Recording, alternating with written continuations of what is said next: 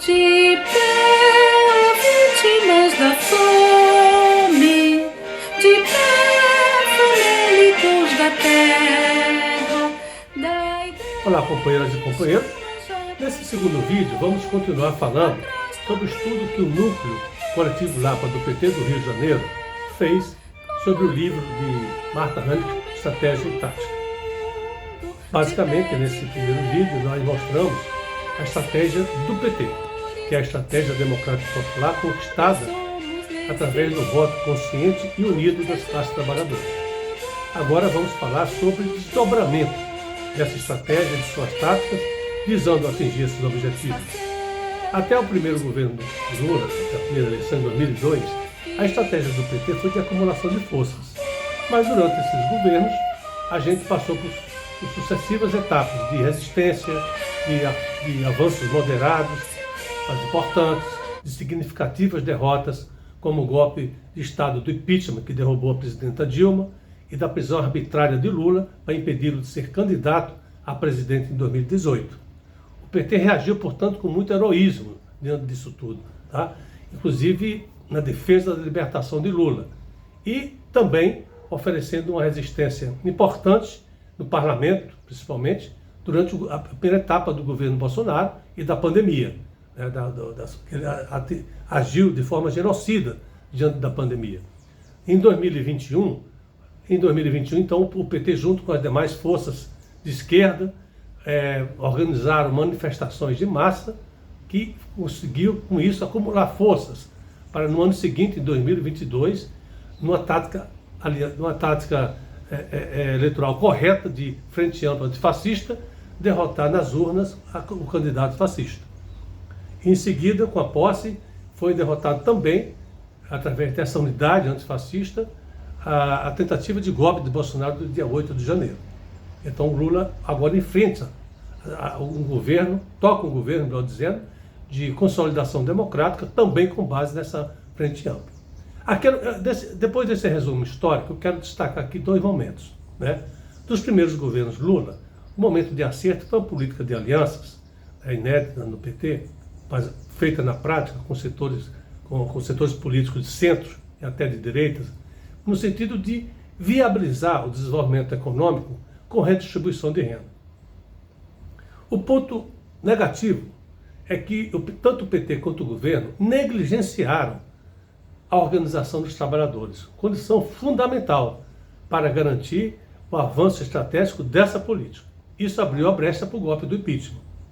O segundo momento que nós queremos destacar foi a correção da estratégia eleitoral de criar uma frente ampla antifascista, tá, de modo a derrotar o candidato Bolsonaro.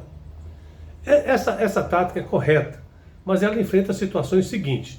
A burguesia liberal topou participar dessa frente para derrotar o que se tornou então seu inimigo, que foi Bolsonaro, que eles apoiaram em 2018.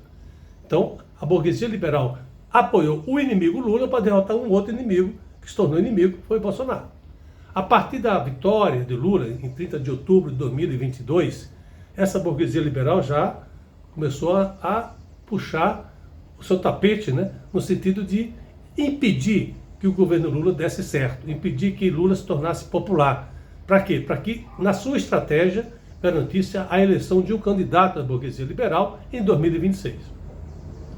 Essa é a situação que nós estamos vivendo. A resposta de Lula em relação a isso é manter o governo de frente ampla e usar a política de aliança até com setores da direita para impedir taticamente a reunificação da burguesia liberal com a extrema-direita, que foi com essa configuração que o bloco conseguiu, esse bloco da direita unificada, fosse vitorioso no golpe contra a presidenta Dilma. Então, para evitar que se forme um forte bloco golpista novamente, é que Lula faz essa política de alianças. Mas ele está de olho no sentido de mobilizar as massas, ampliar a participação social, como que, de certo modo, corrigindo, né, a situação, né, que foi negligenciada nos seus primeiros governos, né?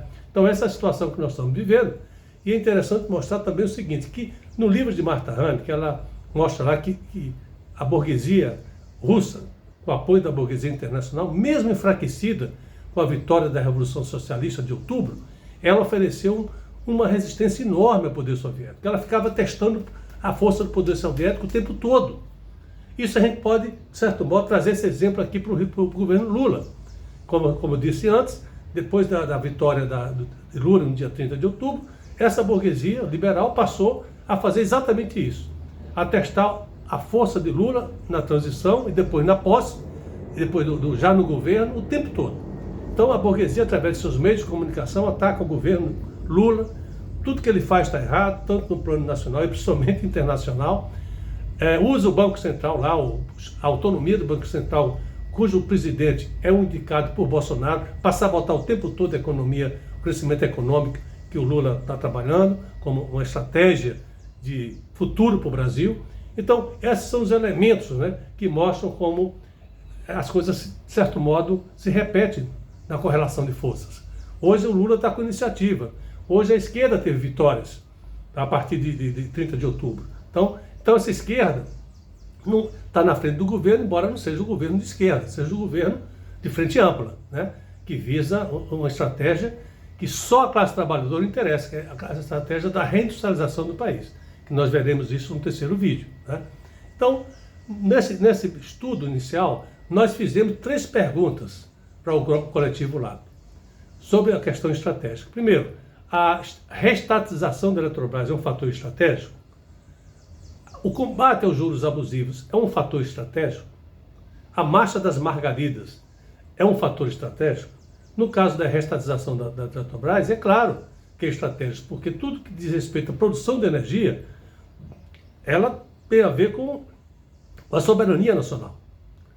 E aqueles países que no auge da onda neoliberal do passado privatizaram sua energia, alguns deles a reestatizaram. Então isso é questão estratégica para a nossa soberania. Do mesmo modo que o combate aos juros abusivos. Mas não só o combate aos juros abusivos, mas a defesa principalmente do fim da autonomia do Banco Central, que é a estratégia da burguesia contra o possível governo popular. No caso é o governo Lula, tá? Para impedir que esse governo se dê bem na economia. Que a principal forma de dialogar com os trabalhadores é fazer avançar a economia, gerando emprego, inclusão social e reduzindo, portanto, o custo de vida. Então, essa autonomia é usada como arma contra isso tudo.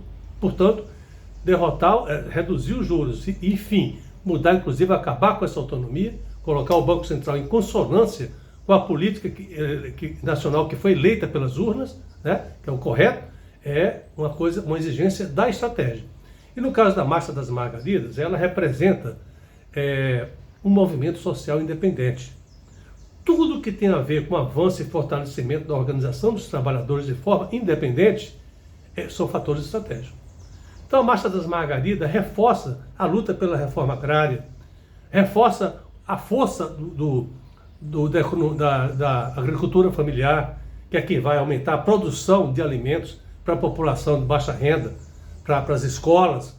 Então isso tudo representa, portanto, um elemento muito importante, um fator estratégico que fortalece a base popular organizada que respalda o sentido estratégico do governo Lula. No próximo vídeo nós vamos, portanto, tratar de mais aspectos da estratégia, da tática e especialmente da relação disso tudo com a questão internacional, ou seja, o fator internacional interferindo nas questões estratégicas e táticas do governo e, consequentemente, na correlação de forças internas. Então, até lá.